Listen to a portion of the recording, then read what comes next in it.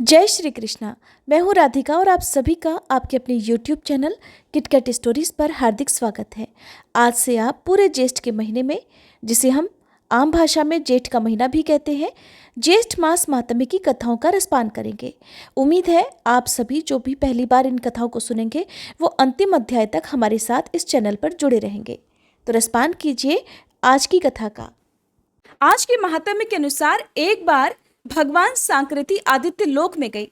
आदित्य लोक में भगवान सूर्य नारायण वास करते हैं। वहां सूर्य नारायण को प्रणाम करके उन्होंने चक्षुर्मति विद्या के द्वारा उनकी स्तुति की। उन्होंने स्तुति इस प्रकार की। चक्षु इंद्रिय के प्रकाशक भगवान श्री सूर्य नारायण को नमस्कार है। आकाश में विचरण करने वाले सूर्य नारायण को नमस्कार है। महासेन अर्थात सहस्त्रों किरणों की भारी सेना वाले भगवान श्री सूर्य नारायण को नमस्कार है। तमोगुण रूप में भगवान सूर्य नारायण को नमस्कार है। रजोगुण रूप में भगवान सूर्य नारायण को नमस्कार है। सत्वगुण रूप में भगवान सूर्य नारायण को नमस्कार है। हे भगवान, आप मुझे असत से सत की ओर ले चलिए, मुझे अंधकार से प्रकाश की ओर ले चलिए, मुझे मृत्यु से अमृत की ओर ले चलिए। भगवान सूर्य शुचि रूप है और वे अप्रतिरूप भी हैं। उनके रूप की कहीं कोई तुलना नहीं की जा सकती। जो अखिल रूपों को धारण कर रहे हैं तथा रश्मि मालाओं से मंडित है, उन जात वेदा अर्थात सर्वज्ञ, अग्नि रूप, स्वर्ण सदृश प्रकाश वाले ज्योति स्वरूप और तपने वाले भगवान भास्कर को हम स्मरण करते हैं। वे सहस्त्रों किरणों वाले और शत शत प्रकार से सुशोभित भगवान सूर्य नारायण समस्त प्राणियों के समक्ष उनकी भलाई के लिए उदित हो रहे हैं। जो हमारे नेत्रों के प्रकाश है, उन अदिति नंदन भगवान श्री सूर्य को नमस्कार है। दिन का भार वहन करने वाले विश्ववाहक सूर्य देव के प्रति हमारा सब कुछ सादर समर्पित है। इस प्रकार चक्षुर्मति विद्या के द्वारा स्तुति किए जाने पर भगवान सूर्य नारायण अत्यंत प्रसन्न होकर बोले, जो ब्राह्मण इस चक्षुर्मति विद्या का नित्य पाठ करता है उसे आंख का रोग नहीं होता, उसके कुल में कोई अंधा नहीं होता। 8 ब्राह्मणों को इसका ग्रहण करा देने पर इस विद्या की सिद्धि होती है। जो इस प्रकार जानता है वह महान हो जाता है। इस प्रकार सूर्य नारायण देव की स्तुति की जाती है। एक समय व्यास जी के शिष्य महर्षि सुमंतु तथा वशिष्ठ, पराशर, जैमिनी, याज्ञवल्क्य, गौतम, वैशंपायन, शौनक, अंगिरा और भरद्वाज आदि महर्षिगण पांडव वंश में समुत्पन्न महाबलशाली राजा शतानीक की सभा में गए। राजा ने उन ऋषियों का अर्घ आदि से विधिवत स्वागत सत्कार किया और उन्हें उत्तम आसनों पर बैठाया तथा भली भांति उनका पूजन कर विनय पूर्वक इस प्रकार प्रार्थना की, हे महात्माओं, आप लोगों के आगमन से मेरा जन्म सफल हो गया है। आप लोगों के स्मरण मात्र से ही मनुष्य पवित्र हो जाता है। फिर आप लोग मुझे दर्शन देने के लिए यहाँ पधारे हैं, इसलिए आज मैं धन्य हो गया। प्रभु, आप लोग अब कृपा करके मुझे उन पवित्र और पुण्यमयी धर्मशास्त्र की कथाएं सुनाएं जिनके सुनने से मुझे परम गति की प्राप्ति हो। तब ऋषियों ने कहा, हे राजन, इस विषय में आप हम सब के गुरु साक्षात नारायण स्वरूप भगवान वेदव्यास से निवेदन कीजिए। वे बड़े कृपालु हैं, सभी प्रकार के शास्त्रों के और विद्याओं के ज्ञाता हैं। जिसके श्रवण मात्र से मनुष्य सभी पापों से मुक्त हो जाता है, उस महाभारत ग्रंथ के रचयिता भी यही है। राजा शतानीक ने ऋषियों के कहे अनुसार फिर सभी शास्त्रों के जानने वाले भगवान वेदव्यास से प्रार्थना पूर्वक जिज्ञासा की, हे प्रभु, आप मुझे धर्ममयी पुण्य कथाओं का श्रवण कराएं जिससे मैं पवित्र हो सकूं और इस संसार सागर से मेरा उद्धार भी हो जाए। तब व्यास जी कहने लगे, हे राजन, ये मेरा शिष्य सुमंतु महान तेजस्वी और समस्त शास्त्रों का ज्ञाता है। ये आपकी जिज्ञासा को अवश्य पूर्ण करेगा। मुनियों ने भी इस बात का अनुमोदन किया। तदंतर राजा शतानीक ने महामुनि सुमंतु से उपदेश करने के लिए प्रार्थना की, हे द्विश्रेष्ठ, आप कृपा कर उन पुण्यमयी कथाओं का वर्णन कीजिए जिनके सुनने से सभी पाप नष्ट हो जाते हैं और शुभ फलों की प्राप्ति होती है।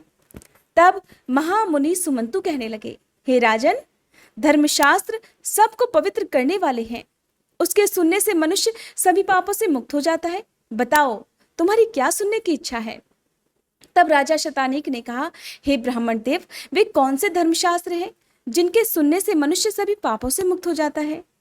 सुमंतु मुनि कहने लगे, हे राजन, मनु, विष्णु, यम, अंगिरा, वशिष्ठ, दक्ष, संवर्त, शतातप, पराशर, आपस्तंभ, उशाना, कात्यायन, बृहस्पति, गौतम, शंख, लिखित, हारीत तथा अत्रि आदि ऋषियों द्वारा रचित मनवादी बहुत से धर्मशास्त्र हैं। इन धर्मशास्त्रों को सुनकर और उनके रहस्यों को भली भांति हृदय में आत्मसात कर मनुष्य देवलोक में जाकर परम आनंद को प्राप्त करता है, इसमें कोई संदेह नहीं। तब शतानीक ने कहा, हे प्रभु, जिन धर्मशास्त्रों को आपने कहा है इन्हें मैंने सुना है, अब इन्हें पुनः सुनने की इच्छा नहीं है। कृपा कर आप चारों वर्णों के कल्याण के लिए जो उपयुक्त धर्मशास्त्रों उसे मुझे बतलाएं। तब सुमंतु मुनि कहने लगे, हे महाबाहो, संसार में निमग्न प्राणियों के उद्धार के लिए 18 महापुराण, श्री राम कथा तथा महाभारत आदि सद्ग्रंथ नौका रूपी साधन माने जाते हैं। 18 महापुराणों और 8 प्रकार के व्याकरणों को भली भांति समझकर सत्यवती के पुत्र वेद व्यास जी ने महाभारत संहिता की रचना की, जिसके सुनने से मनुष्य ब्रह्म हत्या के पापों से भी मुक्त हो जाता है। इनमें 8 प्रकार के व्याकरण ये हैं: ब्रह्म, ऐन्द्र, याम्य, रौद्र, वायव्य, वारुण, सावित्य और वैष्णव। ब्रह्म, पद्म, विष्णु, शिव, भागवत, नारदीय, मार्कंडेय, अग्नि, भविष्य, ब्रह्म वैवर्त, लिंग, वराह, स्कंद, वामन, कूर्म, मत्स्य, गरुड़ तथा ब्रह्मांड, ये 18 महापुराण हैं। ये सभी चारों वर्णों के लिए उपकारक हैं। इनमें से आप क्या सुनना चाहते हैं? तब राजा शतानीक ने कहा, हे विप्र, मैंने महाभारत सुनी है, श्री राम कथा भी सुनी है, अन्य पुराणों को भी सुना है। अब मेरी इच्छा है कि आप मुझे ज्येष्ठ मास महात्म्य सुनाएं। तब सुमंतु मुनि कहने लगे, हे राजन, आपने बहुत उत्तम बात पूछी है। मैं अब आपको ज्येष्ठ मास महात्म्य की कथाएं सुनाता हूँ, जिनके श्रवण करने से ब्रह्मत्या आदि बड़े बड़े पाप नष्ट हो जाते हैं। इतना ही नहीं, अश्वमेध आदि यज्ञों का पुण्यफल भी प्राप्त होता है और अंत में सूर्य लोक की प्राप्ति होती है, इसमें कोई संदेह नहीं। यह उत्तम महात्म्य पहले श्री ब्रह्मा जी द्वारा कहा गया है। सुमंतु मुनि ने कहा, हे राजन, अब मैं तुम्हें धनवर्धन नामक वैश्य की कथा सुनाता हूँ, जिसने उच्छिष्ट भोजन अर्थात जूठा भोजन किया। उसके बाद उसका क्या परिणाम हुआ, इसे भी सुनिए। तब सुमंतु मुनि कहने लगे, हे राजन, सतयुग की बात है।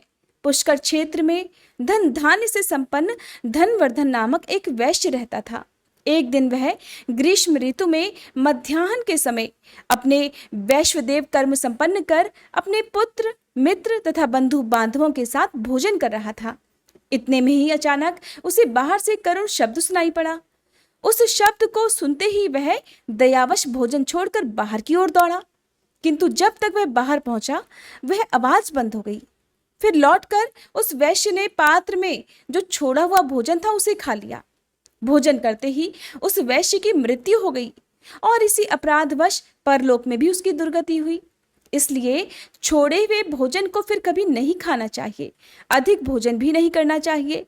इससे शरीर में अत्यधिक रस की उत्पत्ति होती है, जिससे प्रतिश्याय अर्थात जुकाम, मंदाग्नि, ज्वर आदि अनेकों रोग उत्पन्न हो जाते हैं। अजीर्ण हो जाने से स्नान, दान, तप, होम, तर्पण, पूजा आदि कोई भी पुण्य कर्म ठीक से संपन्न नहीं हो पाते। अति भोजन करने से अनेकों रोग उत्पन्न होते हैं, आयु घटती है, लोक में निंदा होती है और अंत में सद्गति भी नहीं होती। उच्छिष्ट मुख से अर्थात जूठे मुंह से कहीं भी नहीं जाना चाहिए, सदा पवित्रता से रहना चाहिए। पवित्र मनुष्य यहाँ सुख से रहता है और अंत में भी स्वर्गलोक को जाता है। तब राजा ने पूछा, हे मुनीश्वर, ब्राह्मण किस कर्म के करने से पवित्र होता है, इसका भी आप वर्णन कीजिए। सुमंतु मुनि कहने लगे, हे राजन, जो ब्राह्मण विधि पूर्वक आचमन करता है वह पवित्र हो जाता है और सत्कर्मों का अधिकारी हो जाता है। आचमन की विधि यह है कि हाथ पांव धोकर पवित्र स्थान में आसन के ऊपर पूर्व अथवा उत्तर की ओर मुंह करके बैठे। दाहिने हाथ को जानु के भीतर रखकर दोनों चरण बराबर रखे तथा शिखा में संधि लगाए और फिर उष्णता और फेन से रहित निर्मल और शीतल जल से आचमन करे। खड़े खड़े बात करते, इधर उधर देखते, जल्दी जल्दी और क्रोधयुक्त होकर कभी भी आचमन नहीं किया जाता। हे राजन, ब्राह्मण के दाहिने हाथ में 5 तीर्थ कहे गए हैं: देव तीर्थ, पितृ तीर्थ, ब्रह्म तीर्थ, प्रजापति तीर्थ और सौम्य तीर्थ। अब आप इनके बारे में भी जान लीजिए, इनके लक्षणों के बारे में भी जानिए। अंगूठे के मूल में ब्रह्म तीर्थ, कनिष्ठा के मूल में प्रजापत्य तीर्थ, अंगुलियों के अग्रभाग में देव तीर्थ, तर्जनी और अंगुष्ठ के बीच में पितृ तीर्थ और हाथ के मध्य भाग में सौम्य तीर्थ कहा जाता है, जो देव कर्म में प्रशस्त माना गया है। देवार्चा ब्राह्मण को दक्षिणा आदि कर्म देव तीर्थ से, तर्पण पिंडदान कर्म पितृ तीर्थ से, आचमन ब्रह्म तीर्थ से, विवाह के समय लाजा होमादि और सोमपान प्रजापस्थ तीर्थ से, कमंडल ग्रहण दधि प्राशन आदि कर्म सौम्य तीर्थ से करना चाहिए। ब्रह्म तीर्थ से उपस्पर्शन सदा श्रेष्ठ माना गया है। अंगुलियों को मिलाकर एकाग्रचित होकर पवित्र जल से बिना शब्द किए हुए 3 बार आचमन करने से महान फल प्राप्त होता है और देवतागण भी प्रसन्न होते हैं।